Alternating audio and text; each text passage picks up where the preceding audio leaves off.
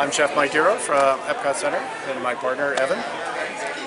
So essentially this food is something we've never done before. It won't be presented in boats.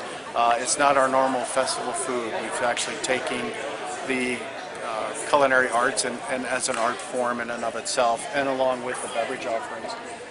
The Reuben sandwich over there, again, all the components of a normal Reuben sandwich, but then just put together in a deconstructed fashion. The scallop you guys tried today is essentially a takeoff from a Mary Blair painting with a spring hat. Saute, so we have the art of saute, we have the art of deconstruction, the art of braising with a sous vide venison, our charcuterie board here. Essentially it's a 14-step process, which is okay if you're in a signature restaurant, but kind of unheard of in a festival setting. But we want the guests to actually slow down and see how we're actually putting that together and interact with the cast involved.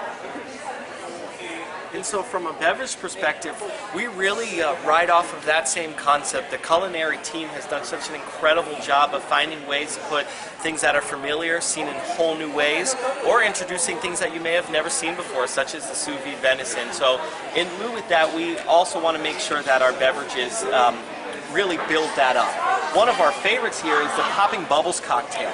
This will be featured at the Pop Eats Marketplace, and it's actually inspired by the artwork of Roy Lichtenstein. If you're familiar, Roy was one of the pop art pioneers, very famous for his use of Ben-Day dots in his paintings, so those little colored paintings that look like a comic book type print.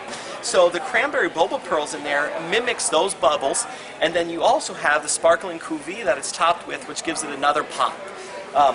With Cuisine Classique, the art of braising and all of those concepts, we wanted to give you something that was classic, old world, and felt like home. So one of the showcases here is the Belgian chocolate the sipping chocolate flight, where you're going to have a chance to have warm dark chocolate, white chocolate, and milk chocolate sipping chocolate, in addition to having it as an offering with Chambord, the raspberry liqueur.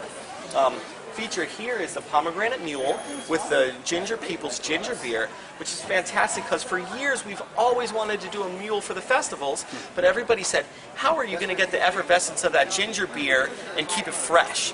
So this will actually be topped a la minute as we serve it to you, and it's garnished with some beautiful pomegranate seeds.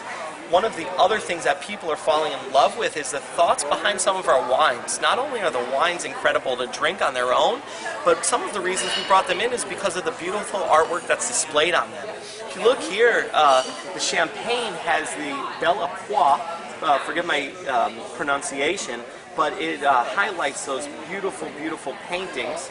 Then you have the Meeker handprint Merlot, which is a fun story. It's actually a vineyard that's run by a father and son team, where at the end of making each bottle, they put their handprint on each of them. And so that's actually what you see right there.